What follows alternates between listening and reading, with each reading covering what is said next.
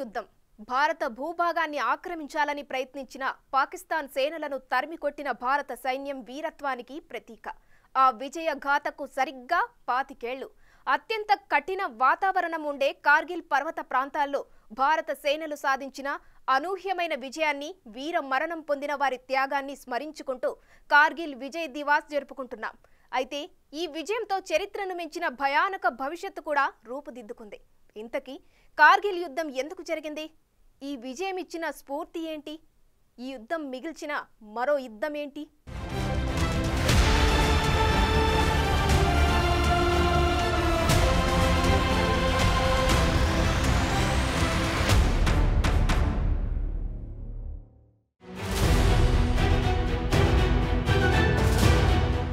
ప్రపంచంలోని అత్యంత సుందరమైన ప్రాంతాల్లో ఒకటి కశ్మీర్.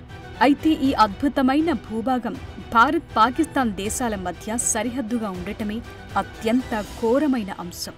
ఎందుకంటే ఎంతో అందమైన ఈ ప్రాంతం రక్తంతో తడుస్తూ ఇరు దేశాలకు యుద్ధభూమిగా మారింది. కశ్మీర్, లద్దాఖ్ సరిహద్దుల్లో ఉండే కార్గిల్ ప్రాంతం దానికి సాక్ష్యంగా ఉంది.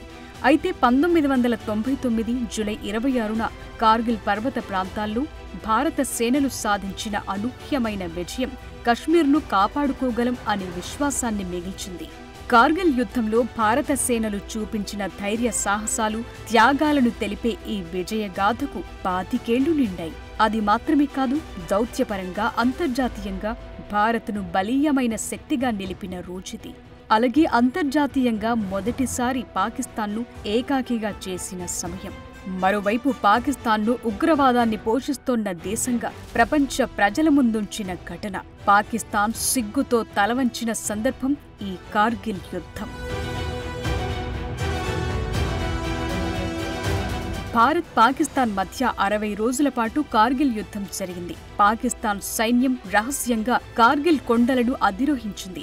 భారత భూభాగంలోని 15,000 అడుగుల ఎత్తైన కార్గిల్ శిఖరాలను పాక్ సైనికులు స్వాధీనం చేసుకున్నారు. కానీ భారత సైనికులు అలుపెరగని ధైర్యాన్ని ప్రదర్శించి పాక్ సైనికుల ఆక్రమణ నుండి కార్గిల్ను విడిపించారు. మాతృభూమి రక్షణ కోసం జరిగిన కార్గిల్ యుద్ధంలో 500 మందికి పైగా భారత సైనికులు అమరులయ్యారు.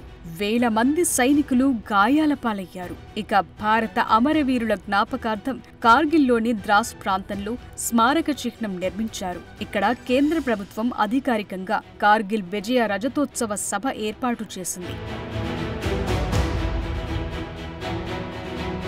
అయితే కార్గిల్ విజయానికి 25 ఏళ్లు నిండిన సందర్భంగా కార్గిల్ అమరవీరులకు దేశ నేతలు నివాళులర్పించారు. కార్గిల్ యుద్ధ విజయం భారత బలగాల ధైర్యానికి, అసాధారణ పరాక్రమానికి ప్రతీక అని రాష్ట్రపతి ద్రౌపది ముర్ము సామాజిక మాధ్యమం ఎక్స్ వేదికగా అన్నారు. కార్గిల్ శిఖరాలపై భారతమాతను కాపాడుతూ ప్రాణత్యాగం చేసిన ప్రతి సైనికుడికి నివాళులర్పిస్తున్నట్టు పేర్కొన్నారు. సైనికుల త్యాగం, పరాక్రమాన్ని దేశ ప్రజలందరికీ స్ఫూర్తి అని రాష్ట్రపతి ముర్ము కొనియాడారు. ఢిల్లీలోని జాతీయ యుద్ధ స్మారకం వద్ద రక్షణ మంత్రి రాజ్నాథ్ సింగ్ నివాళులర్పించారు. దేశానికి వారు చేసిన సేవ, త్యాగం ప్రతి భారతీయుడికి, రాబోయే తరాల వారికి స్ఫూర్తి అని రాజ్నాథ్ అన్నారు. ఇక కార్గిల్ దివస్ సందర్భంగా ప్రధాని మోదీ కార్గిల్లోని ద్రాస్లో జరిగిన విజయ్ దివస్ కార్యక్రమానికి హాజరయ్యారు. కార్గిల్ యుద్ధవీరుల స్మారకాన్ని సందర్శించి యుద్ధవీరులకు నివాళులర్పించారు. భారత భూభాగాన్ని ఆక్రమించాలని ప్రయత్నించిన పాకిస్తాన్ సేనలను తరిమికొట్టిన భారత సైన్యం పరాక్రమాన్ని ఆయన కొనియాడారు. किस तरह हमारी सेनाओं ने इतनी ऊंचाई पर इतने कठिन युद्ध ऑपरेशन को अंजाम दिया था। मैं देश को विजय दिलाने वाले ऐसे सभी शूरवीरों को आदरपूर्वक प्रणाम करता हूं। मैं उन शहीदों को नमन करता हूं जिन्होंने कारगिल में मातृभूमि की रक्षा के लिए अपना सर्वोच्च बलिदान दिया। साथियों, कारगिल में हमने केवल युद्ध नहीं जीता था, हमने सत्य, संयम और सामर्थ्य का अद्भुत परिचय दिया था। కార్గిల్ యుద్ధంలో భారత సైన్యం అసమాన ధైర్య సాహసాలను ప్రదర్శించింది. భారత్ సైనిక దాడికి తట్టుకోలేక పాకిస్తాన్ సైన్యం వెనక్కు వెళ్లాల్సొచ్చింది. మే 3, 1999న కార్గిల్ సెక్టార్లో సాయుధులైన కొందరు చొరబాటుదారుల గురించి స్థానిక గొర్రెల కాపరులు మిలిటరీకి నివేదించడంతో ఈ వివాదం ప్రారంభమైంది. వ్యూహాత్మక వాంటేజ్ పాయింట్లను పాకిస్తాన్ ఆక్రమించిందని నిర్ధారించుకున్న నిఘా బృందాలు అప్రమత్తమయ్యాయి. ఆనాటి సందర్భాన్ని Kargil veteran, Ladakh scouts X honorary lieutenant అయిన తాషి షేరింగ్ గుర్తు చేసుకున్నారు. మా కంపెనీని కార్గిల్ కు తరలించాలని తనకు ఆర్డర్లొచ్చాయని, వెంటనే ప్లాన్ 2ను సిద్ధం చేయమని ఆఫీసింగ్ కమాండర్ ఆదేశించారని, అయితే కార్గిల్లో యుద్ధం ప్రారంభమైందని అప్పటికి కూడా తనకు తెలియదని అన్నారు. 3 నుండి 4 గంటల్లో లోడ్ చేసిన 60 ట్రక్కుల్లో సైన్యాన్ని కార్గిల్ కు తరలించడానికి సిద్ధమయ్యామని అన్నారు.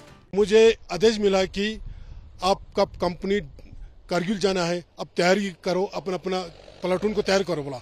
उसी टाइम 6-7 ट्रक आ गया. हमें ये मालूम नहीं था कि कारगिल लड़ाई हो रहा है नहीं रहा, हमें कुछ मालूम नहीं था. భారతదేశం తన భూభాగాన్ని తిరిగి పొందటానికి ఆపరేషన్ విజయ్ ప్రారంభించింది. అయితే అత్యంత కఠినమైన ఆ యుద్ధ భూభాగంలో భారత సైనికులు అనేక సవాళ్లను ఎదుర్కోవాల్సి వచ్చింది. ఎత్తైన కొండలపైన దాడులు ప్రారంభమయ్యాయి. ఎముకలు కొరికే చలి గాలిలు, ఎత్తులో ఉన్న ప్రదేశాలపైకి ఆయుధాలను తీసుకెళ్లటానికి తీవ్రంగా శ్రమించింది సైన్యం. తక్కువ పరికరాలతో భారీ విజయాన్ని సొంతం చేసుకుంది. జాతీయ రహదారి వన్యపైన కూడా కొనసాగుతున్న షెల్లింగ్ కారణంగా లాజిస్టిక్ సమస్యలు తలెత్తాయి. ఇలాంటి ఎన్నో అడ్డంకులు ఉన్నప్పటికీ ఫిరంగి వైమానిక శక్తి మద్దతుతో సైన్యం ముందుకు కదిలింది. టైగర్ హిల్, టోలులింగ్ వంటి కీలకమైన ప్రదేశాలను తిరిగి స్వాధీనం చేసుకున్నారు. నిజానికి ఇదొక ఊహించని ఘటన. ద్రాస్ స్థానంలో జోజిలా పాస్ దగ్గర తీవ్రమైన యుద్ధం కొనసాగింది. ఎత్తైన ప్రదేశంలో ఉన్న పాన్రాస్ వద్ద సైనికులు ఆగిపోవాల్సి వచ్చింది. ఏమాత్రం తెలియని భూభాగంలో సైన్యం వీరోచిత పోరాటం చేసిందని కార్గిల్ యుద్ధంలో పాల్గొన్న రిటైర్డ్ మేజర్ పునీత్ జైన్ వెల్లడించారు. As I said, it was an unprecedented move, and so the complete convoy, all stock and barrel, and moving at such a short notice through the Zojila Pass towards a place by the name of Dras, and we halted at Pandras, so which is quite a cold and high altitude place, and so challenges were that. We were going into a completely unfamiliar terrain without much information and totally unacclimatized. ఎత్తైన పర్వతాలపైకి ఆయుధాలను తీసుకెళ్లటం చాలా కష్టంగా మారిన తరుణంలో మే 26న Bharat operation Saphir Sagar కింద వైమానిక దాడులను ప్రారంభించింది. పాకిస్తాన్ ఆక్రమించిన స్థానాలపై డబుల్ ఫ్రంట్ అటాక్ ను ప్రారంభించింది. అదే సమయంలో భయంకరమైన సవాళ్లు ఉన్నప్పటికీ పాకిస్తాన్ నుండి దాడులను సమర్థవంతంగా తిప్పికొట్టింది భారత సైన్యం. శత్రు దేశానికి తీవ్ర నష్టం కలిగించడంతో పాకిస్తాన్ సైన్యం తన బలగాలను వెనక్కు పిలిపించుకోవాల్సొచ్చింది. జూలై 4న భారతదేశం టైగర్ హిల్ స్వాధీనం చేసుకున్నట్లు ప్రకటించింది. అలాగే భారత దళాలు ద్రాస్ టౌన్షిప్ ను కూడా తిరిగి స్వాధీనం చేసుకున్నాయి. ఇక అంతర్జాతీయంగా వచ్చిన ఒత్తిడి కారణంగా పాకిస్తాన్ కార్గిల్ నుండి జూలై 12న తమ బలగాలను పూర్తి స్థాయిలో ఉపసంహరించుకుంది. జూలై 14న నాటి భారత ప్రధాని అటల్ బిహారీ వాజ్పేయి ఆపరేషన్ విజయ్ విజయవంతమైందని ప్రకటించారు. జూలై 26, 1999న యుద్ధం ముగిసినట్లు అధికారికంగా ప్రకటించారు. ఇక యుద్ధం ముగిసే సమయానికి భారతీయ సైనికులు 527 మంది మరణించగా 1363 మంది గాయపడ్డారు. ఇక ఒకరు శత్రుదేశం పాకిస్తాన్కు చిక్కారు. 1999 కార్గిల్ యుద్ధంలో దేశం కోసం అంతిమ త్యాగం చేసిన భారత సైనికుల ధైర్య సాహసాలకు నివాళిగా ప్రతి సంవత్సరం జూలై 26న కార్గిల్ విజయ్ దివస్ జరుపుకుంటున్నాం. భారత భూభాగాన్ని రక్షించిన భారత సాయుధ దళాల నరాల్లో ప్రవహించే అచంచలమైన స్ఫూర్తిని జూలై 26 గుర్తు చేస్తుంది. భారతదేశ సార్వభౌమత్వాన్ని పరిరక్షించడంలో సైనికుల సంకల్పం, అచంచలమైన అంకితభావం దేశభక్తికి, శౌర్యానికి శాశ్వత చిహ్నాలుగా నిలిచిపోయాయి. వీర మరణం పొందిన మన సైనికులకు నివాళులర్పిస్తున్న ఈ సందర్భం మనది ఐక్యమైన జాతి అని గుర్తు చేస్తుంది. మన భవిష్యత్ కోసం ప్రాణత్యాగం చేసిన సైనికుల వీరత్వాన్ని స్మరిస్తుంది. పోరాట విలువలు, ఐక్యత, సమగ్రత, దేశం పట్ల ఉండాల్సిన ప్రేమకు ఈ రోజు ప్రేరణగా ఉంటుంది.